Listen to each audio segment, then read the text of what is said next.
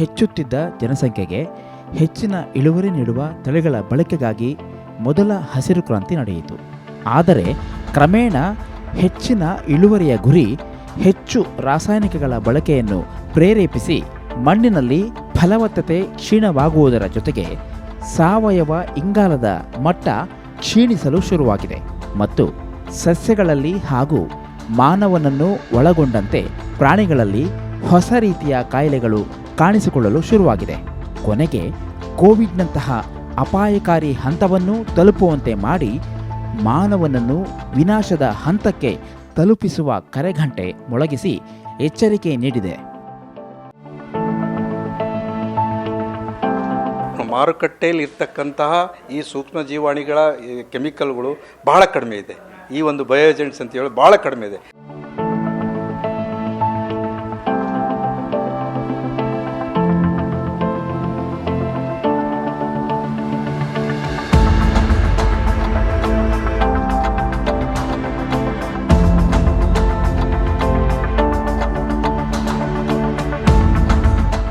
ಇಲ್ಲಿವರೆಗೂ ನಮ್ಮ ರೈತರು ಏನು ಮಾಡ್ತಿದ್ರು, ಎಲ್ಲ ಕೆಲವು ವ್ಯವಸ್ಥೆಯನ್ನು ರಾಸಾಯನಿಕಗಳನ್ನು ಬಳಕೆ ಮಾಡ್ತಾಯಿದ್ರು.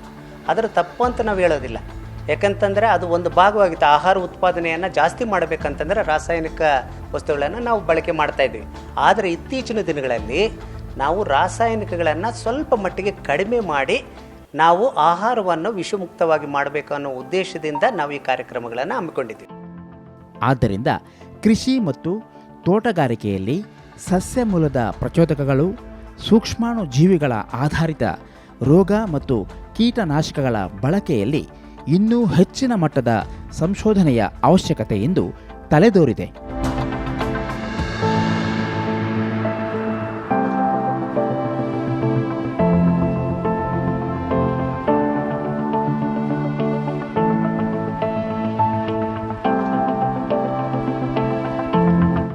I am here to witness the 8th Asian PGPR India Chapter National Conference organized by Dr. Devappa and his colleagues here in Bangalore at Royal Orchard Resort to help the farmers basically to reduce the chemicals, to reduce the fertilizers and increase the biosolutions such as PGPR related products, which we call biofertilizers, biofungicides, biostimulants and other related natural extracts, plant extracts, help farmers to produce healthy, organically healthy food rather. And we may also call natural agriculture, we may also call zero budget agriculture. ತೋಟಗಾರಿಕಾ ವಿಜ್ಞಾನಗಳ ವಿಶ್ವವಿದ್ಯಾಲಯದಿಂದ 3 ದಿನಗಳ ಒಂದು ಕಾರ್ಯಾಗಾರವನ್ನು ನಾವು ಹಮ್ಮಿಕೊಂಡಿದ್ದೀವಿ.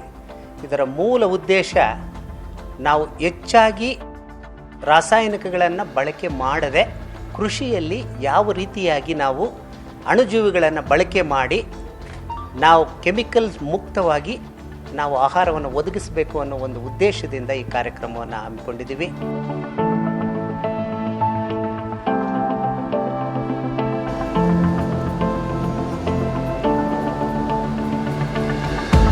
The role of PGPRs. We have heard and maybe many people know that fungi, bacteria and other microbes are easily manageable with PGPR. The cucurbit aphid-borne yellows virus. The third one is these bioagents, and the second one is the mechanisms to study under the laboratory conditions. We have used 4 formulations.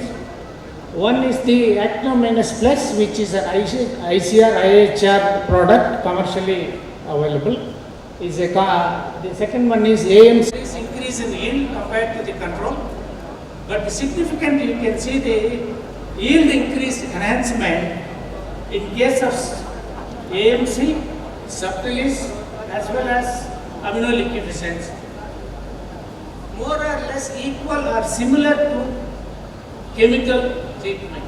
That indicates that chemicals alone not required, but even microbes managing in combination can help. In the treatments, if we see the reduction in vectors as well as the reduction in the viruses which are transmitted by aphids, whitefly, and in all the cases, if you see the PGPRs are the ANC and amino lubricants on part. When we studied on the three viruses, you can see the initial there is increase in the enzyme expression levels in all the cases, and the level of expressions are different with respect to RNA viruses and the DNA viruses, chromatolytical viruses. PGPR application when individually studied, it can show three effects. One is the accumulation within the infected cell decreases the virus concentration. There is a symptom remission, delay in symptom appearance, and growth enhancement. With these three enzymes, the NPR1 is known to function as the master regulator of jasmonic acid pathway. Therefore, it is immune regulating one. It helping this gene.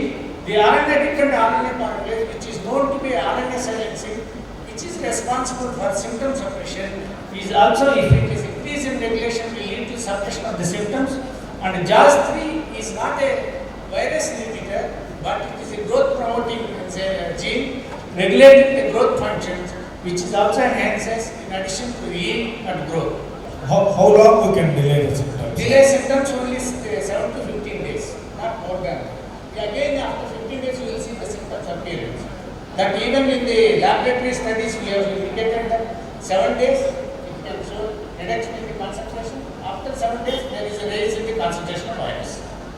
Good to see that PGPRs are also effective for viral diseases. Yes. And my sincere request to all the audience is that the application of PGRs don't over-emphasize only on growth. Please understand the interaction effect. We need to study more on interaction at cellular level, how it is happening, so that we promote the good aspect of these things. The farmers can get ultimately at the stage of application on different time intervals. That is more important. That is my view.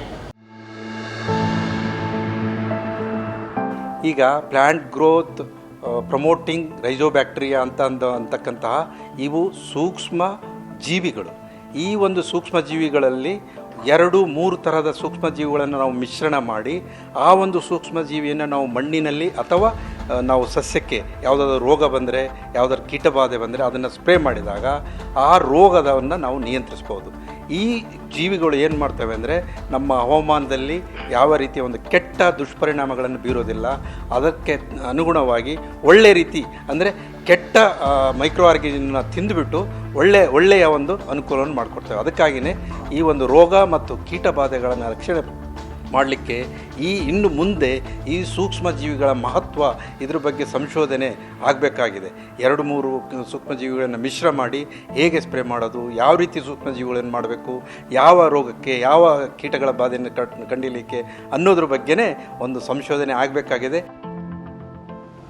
Being present here and the chairman, Dr. Joseph Bhagiraj, so wherein I picked my mycorrhizal tools and techniques in his lab and I was working as a research associate. So it's my pleasure in presenting another work with mycorrhizal fungi. So this is mycoherbicides, a new move for managing the parasitic weeds in Karnataka. So especially with a special reference to the northern part of the Karnataka. If you see the major parasitic weeds in northern part of Karnataka is striga. So coming to the difficulty in managing these parasitic weeds, it's high fecundity and very asynchronous seed germination until and unless they get the chemical signaling compound from the host plant, they will not germinate. And there are so many problems. I will not touch upon these agronomical issues here. And of course, the management of striga needs an integrated approach. Of course, we have host plant resistance. Hardly there are any host which is resistant for these parasitic weeds. And cultural practices, of course, a rotation of the crops. We can try to mask them. If you just know the concept of this paper, so the host plant releases a lot of signaling compounds whenever there is stress for the phosphatic fertilizers. So some of these striga and other parasitic weeds, they got a mechanism. They try to hijack this signal and they germinate and pollinize and reduce the growth as well as yield of the host plants. So this is the principle or the concept of this paper. With this, we have initiated a work in Dharwad. So when we had a survey of northern Karnataka, and we could see there are many farmers, they have stopped cultivating sugarcane. There are a lot of barren fields, and because of the striga menace. And of course, we also could find some patches of healthy sugarcane fields. So we have isolated the mycorrhizal fungi, and also we have collected some soils from the striga infested soil for our further screening work. So these are all the basic tools in isolation of the mycorrhizal fungi. I will not touch upon this thing. Based on the morphotype, the individual single spore was isolated and they were characterized. And you can see based on the, this is a conventional approach for the identification of the mycorrhizal fungi. And we could identify nearly 16 species, but the majority of them are belonging to the glomus species.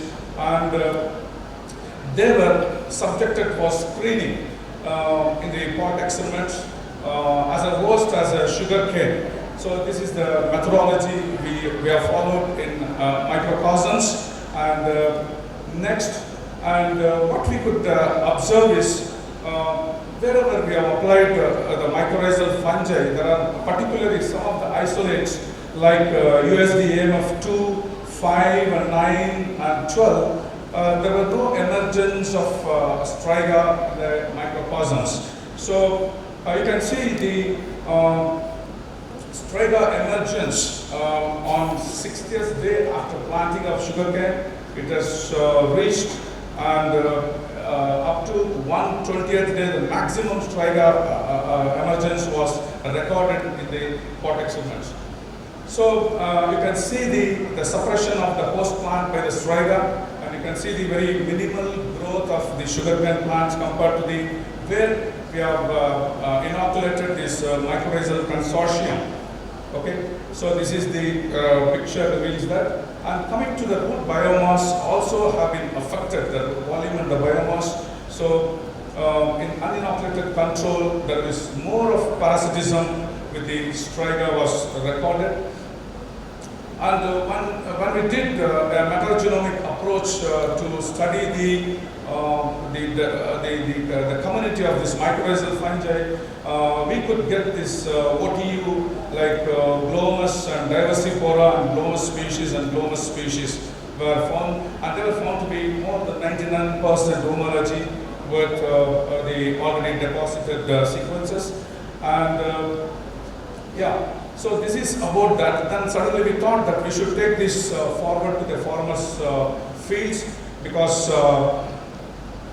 so before taking this technology to the farmers' field, because farmers, they do apply a lot of herbicides, so we wanted to screen all our mycorrhizal strains, native strains, for the tolerance against herbicides. So we did a small experiment. And we have screened all the commercially available herbicides, and we screened our native mycorrhizal fungi.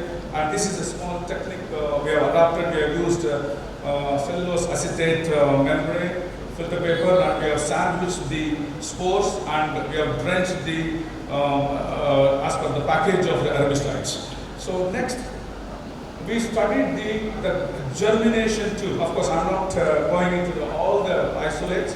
So these are all the best isolates. They could tolerate the herbicide stress at recommended dosage, as well as double the dosage of the herbicide applications. And you can see the germination too is found very well among a few of the native isolates.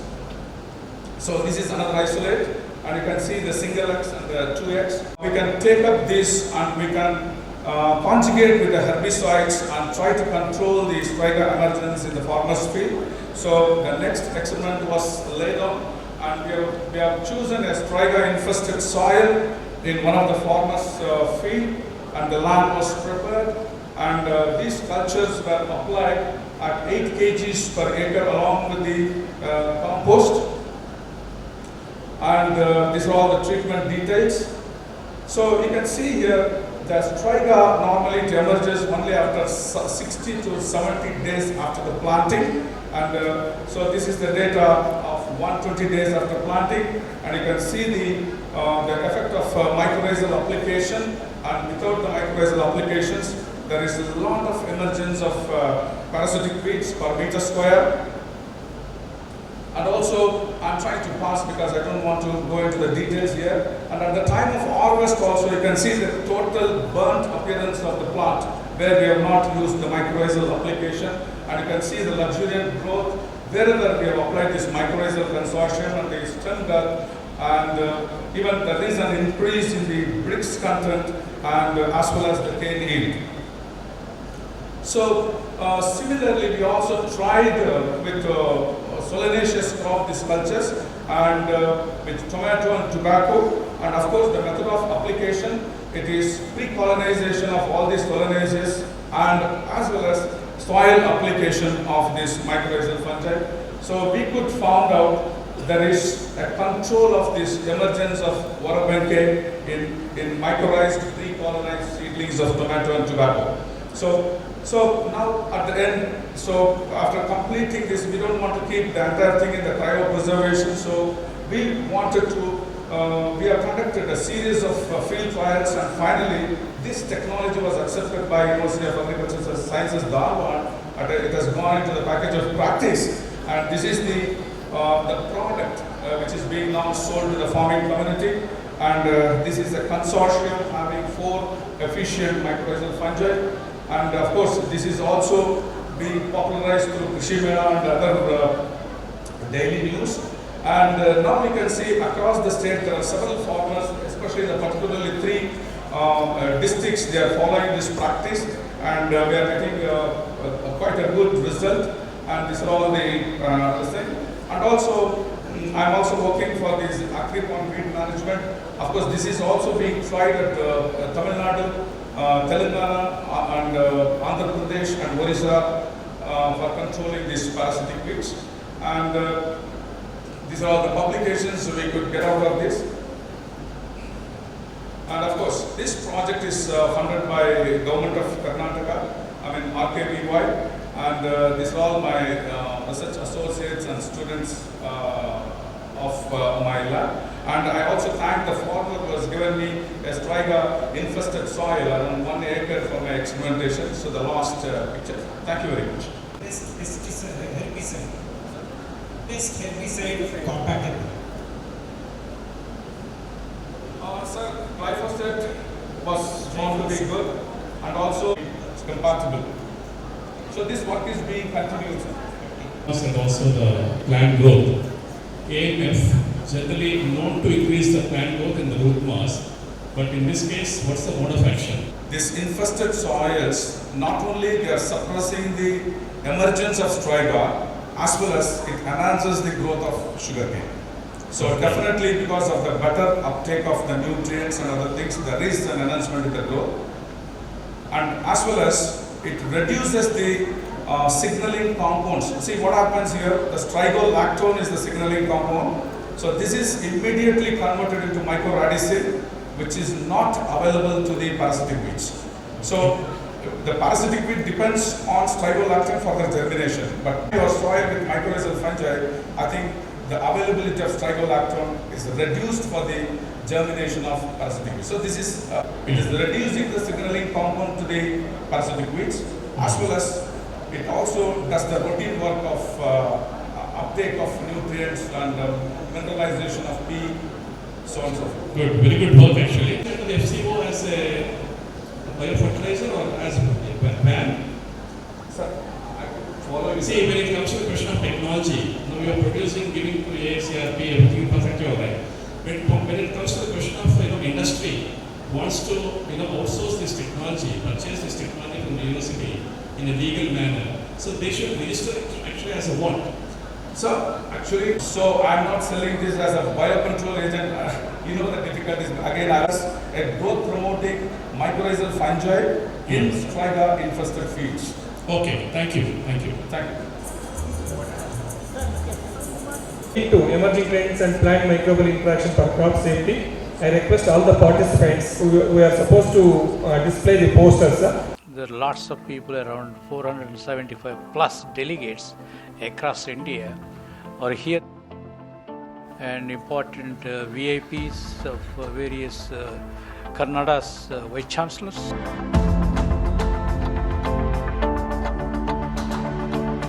ಈ ಕಾರ್ಯಕ್ರಮಕ್ಕೆ ಭಾರತ ದೇಶದಲ್ಲಿರ್ತಕ್ಕಂಥ 19 ರಾಜ್ಯಗಳಿಂದ ಪ್ರತಿನಿಧಿಗಳು ಬಂದಿದ್ದಾರೆ.